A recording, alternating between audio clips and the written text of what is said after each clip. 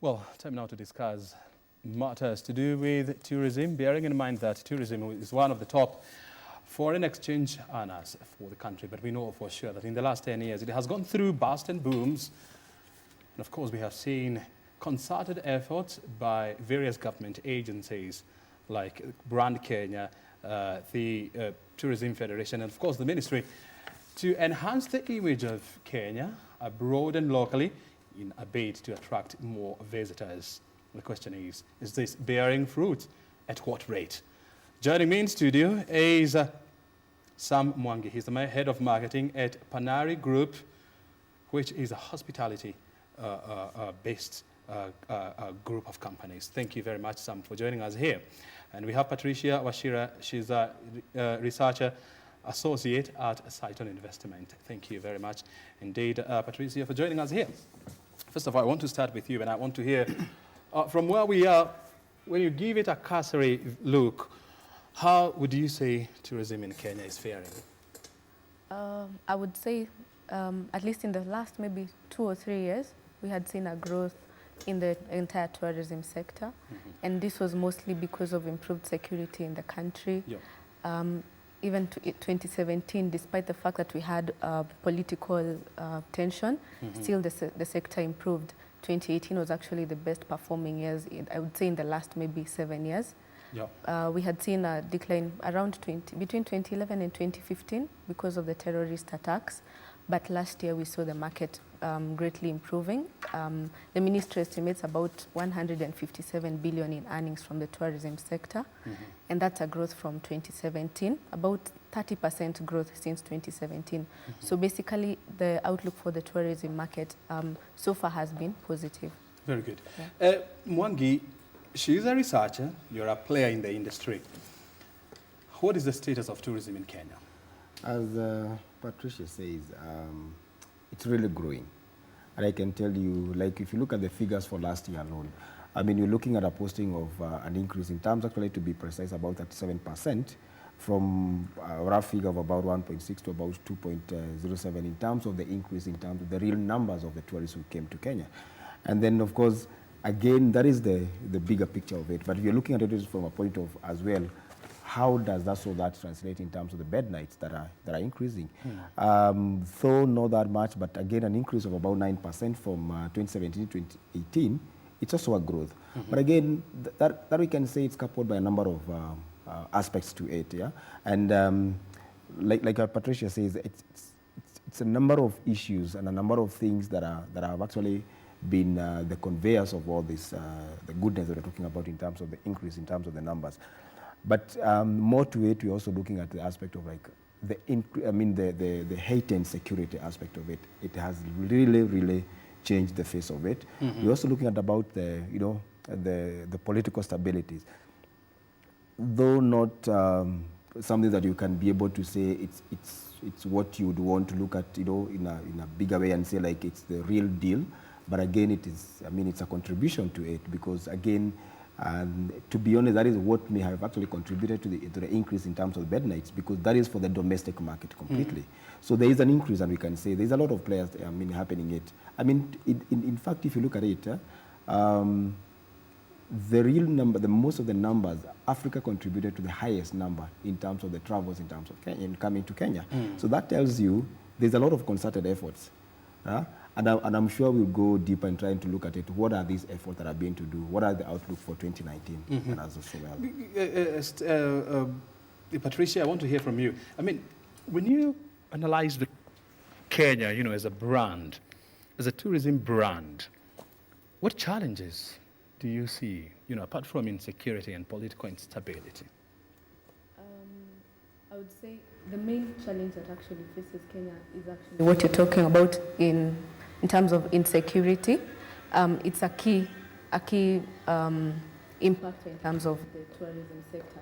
But the other thing we're seeing in terms of branding, we need better standards in terms of facilities for hospitality. So in the last few years, we've seen increased interest from international markets, international hoteliers coming into Kenya, just to improve the level of hospitality that we're providing in Kenya.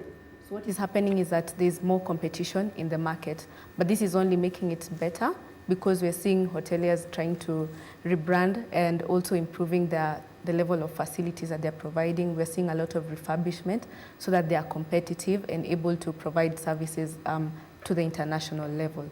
But I would say the key challenge that faces Kenya is insecurity. And if insecurity is solved, then the Kenyan market would actually improve. I mean, when you look at all of these, insecurity narrative, do you think actually it holds water? Let's, for example, take the case of, let's even take Big Apple, New York, whereby, the number of tourists, who visit New York, are in tens of millions. You're more likely to be shot dead in New York than you are in Nairobi. But you still have millions of tourists, visiting New York. What doesn't add up here, honestly? We talk about traffic jam here. You haven't seen traffic jam if you have not been to central Manhattan, definitely. So what does not add up here? Is it that ours is overrated or what? Currently, the hospitality market is mostly driven by holiday, people traveling for holiday. When you look at the international arrivals, more than 70% are people coming for holidays. So what happens when there's a terrorist attack? We see that these foreign countries issue travel advisories, which then make people at least lay back from coming to Kenya. There's that, I would say, wariness that travelers have. So that impacts significantly in the hospitality sector, especially when it comes to leisure tourism. So unfortunately, it's a big driver. Unfortunately, in addition to countries, he said that a big contributor for the international arrivals is Africa, but we also have a significant portion coming from countries such as UK, that is in Europe, and also from the United States. So when these countries issue travel advisories, we see less international arrivals coming into Kenya, and that affects now the hospitality sector. How can we as a country, rise above travel advisories? I mean, we know some countries, which are more crime-prone than Kenya. For example, when you go to North Africa, you have the case of Egypt, for example, with the Muslim Brotherhood there. But yet, they receive in the upwards of 8 million tourists, every year. Look here, in Kenya, I mean, it's not that badly off, but we're still struggling with about 1.3 million people, honestly. I would say there's more focus on now actually boosting the domestic tourism market so that we're not only relying on the international market. So once we boost domestic tourism, actually more than about 50% of the market, the bed nights that he's talking about, is local tourists. So if we drive, if we continue marketing Kenya, maybe making people more aware of these destinations, then people will visit these areas so that we don't actually always depend on the international market. But also on the international scene, we're seeing more marketing towards other markets like the Asian markets, the Eastern markets, so that we're not only dependent on the US and the UK. We're also boosting, maybe making it more better for African countries to come to Kenya. You've seen there's the visa, the visa on arrival initiative that makes it easier for people from other African countries to come into Kenya. So Africa tourism. Yeah, in African tourism. And there's also a proposal to have maybe a free, for people to maybe travel using one passport across Africa. So we're not only looking at this international market, we're also looking at boosting tourism from the African market and also from Kenya. Then that way we don't have to depend, we don't have to be really affected by these negative travel advisories. Very well. Sam, I want to hear from you. I mean, as players in the industry, there is always this notion, that Kenyan products are overpriced, if you like it. How far from the truth is this? And when you are coming up with a product, do you develop products, with Kenyan tourists in mind or with international tourists in mind? There's some truth to what you're saying. I mean, there is an aspect of the price ratio within the African and from the international travels. If you look at it from I think that has come up from a point of whereby we have not fully diversified our product, because we've come to realize that the only product we have is is the leisure product, that we have to go and visit the parks and such kind of things. And you see now that's of course has also increased. I mean, contributed to the increase in terms of the rates for the I mean, going to the parks. But if you look at it this way, if we were to diversify the product that we have, then it means we have a range to compete from. Then it makes it easy for people to choose, why should I travel? Because if you look at now the report that was released by the Minister for, I mean, the CS for Tourism last month, you look at it from the point of like that 72% of the market that contributed to tourism is actually leisure. But where did we leave about things to do with conference tourism? Yeah. How do we take about and start thinking about fishing tourism and things that are more cultural based and make our people travel more to understand their country? That has not been done. And you see, that actually has now made it easy for the people who have the only product that has been marketed to be overpriced. I mean, there is demand for it at the end of the day, and people have to look for what is available.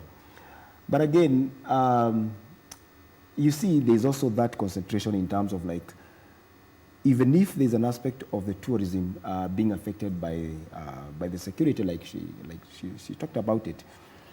You see, if we had looked at it from the point of like, how then do we make our people travel more? Because there's a lot of knowledge in terms of now the products that are there. How do we make our people travel more? It will be very hard for us to be affected by the aspect of a travel advisory. In any case, it is our product. We are the consumers. We are able to use it. You cannot tell me that I cannot be able to go to Baringo, yet I can be able to go to Nandi, or I can be able to go to that to the border. It doesn't really work out that way. So if we are able to look at it from that perspective, that our people understand and love our products more, it becomes easier. But again, there's an aspect of also now, how also do we adapt to the basket that we have? Because we have one basket. Then how do we increase what we are getting from the African market and also from the European market? And also now, also looking at now the different source markets. Because we're used to looking at the Europe so much, without looking at about now the Pacifics and the Asia. I mean, you're looking at having more Chinese and Japanese, travelers coming to Kenya more, though within an aspect of like now the products being consumed not to the, within the same range with the other market. But again, it's a source market that we have to tap into. If you look at now the single, there's an initiative about the African Union, which I'm sure you know about. I mean, the aspect of them now also looking at it from the point of like that we can be able to have a single airport, it's called the single something air transfer market, yeah, Cytonn.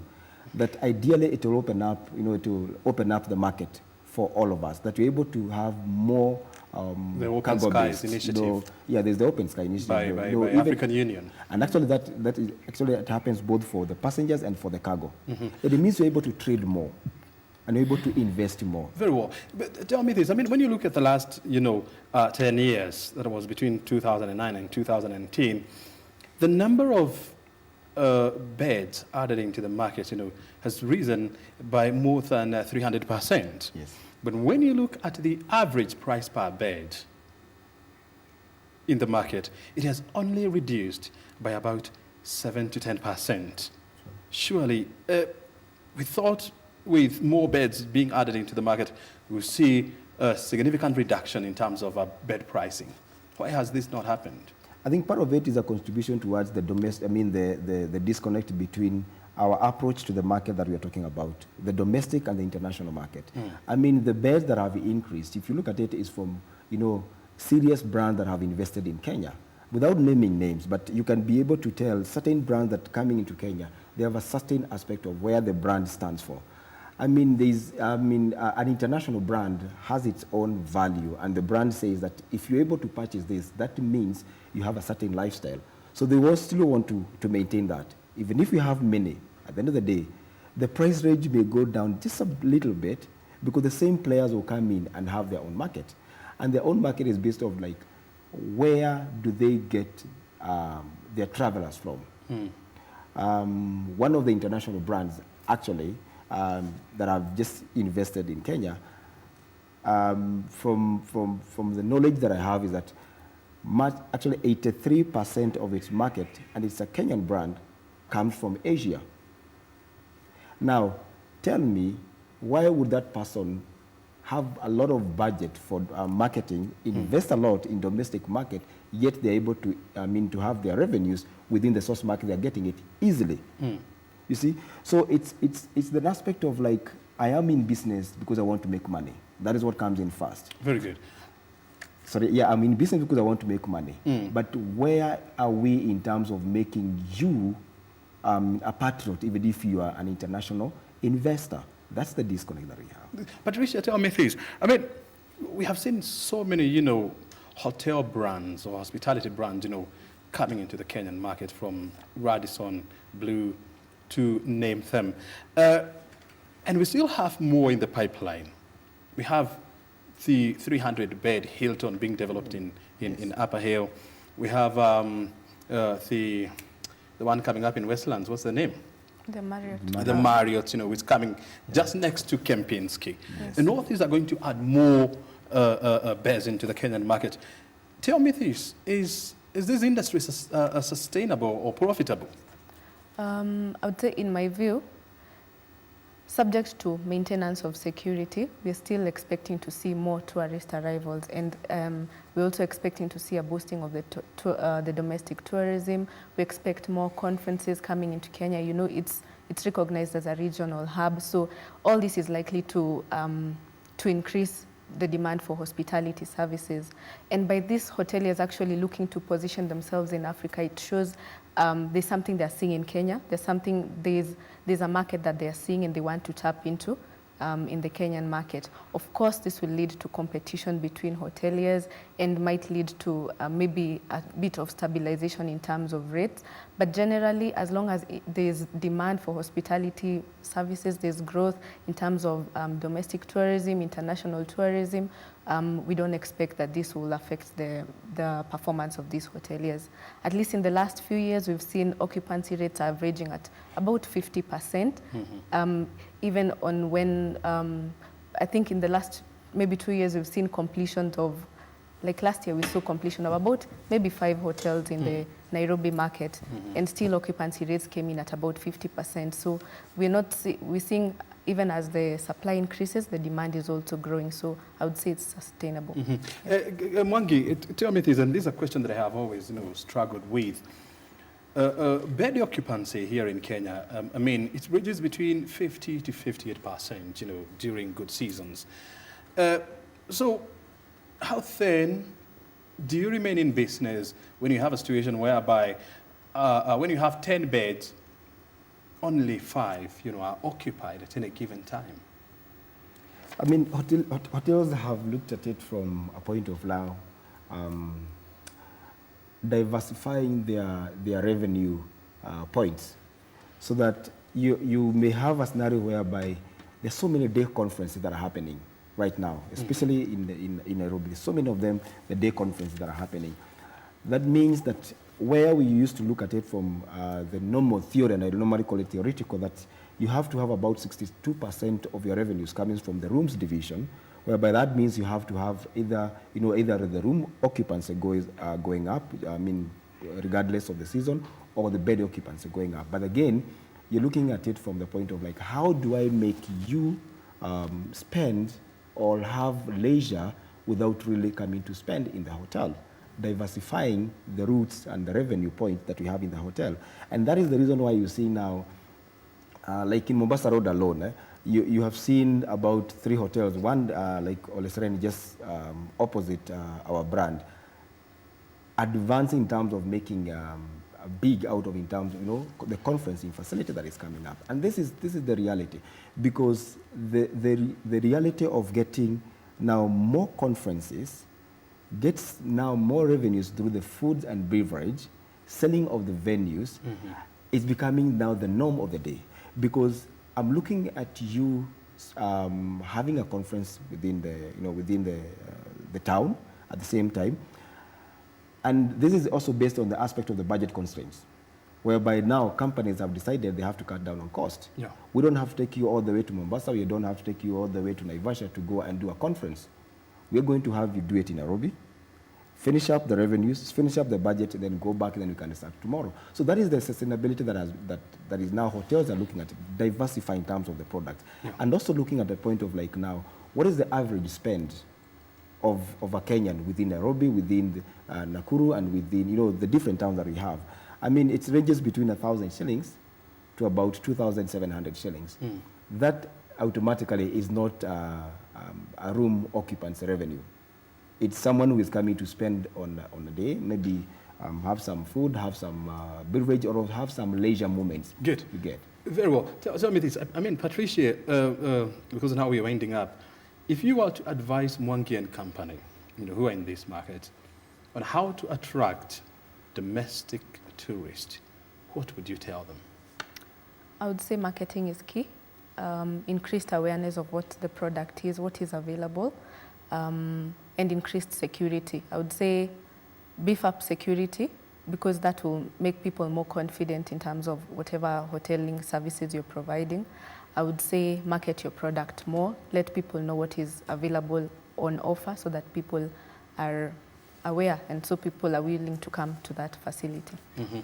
Mwangi, if you were to have a message, you know, for domestic tourists about visiting our country and of course spending nights in our hotels, what would you tell them? That I would insist and say that we have serious and superior brands and products that are available for use. Hotels have taken the liberty to look at now what is there that you need for.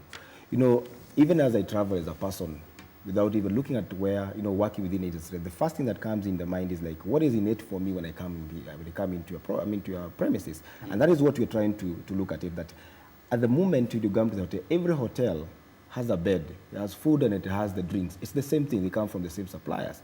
But what's the difference between me coming to Panari or going to the other different hotel? It is the uniqueness of, you know, of their points. So I would want to advise and let our domestic travelers know that we have come up with unique selling points for each and every product that we have, and we're able to market that differently now. And of course now we have increased the digital marketing, because it's the real thing, and you cannot ignore digital marketing as at now, because it's actually the channel of consumption as at now. People now decide on the information, we deliberate on what they come up with. Very good. Sam Mwangi, thank you so very much indeed for joining us here and sharing your insight with us. So is Patricia Wachira. You have been watching Business Insight. Of course, we're coming to you live from Broadcasting House. We're taking a short break. Thereafter, we are back with more stories. We need your company still.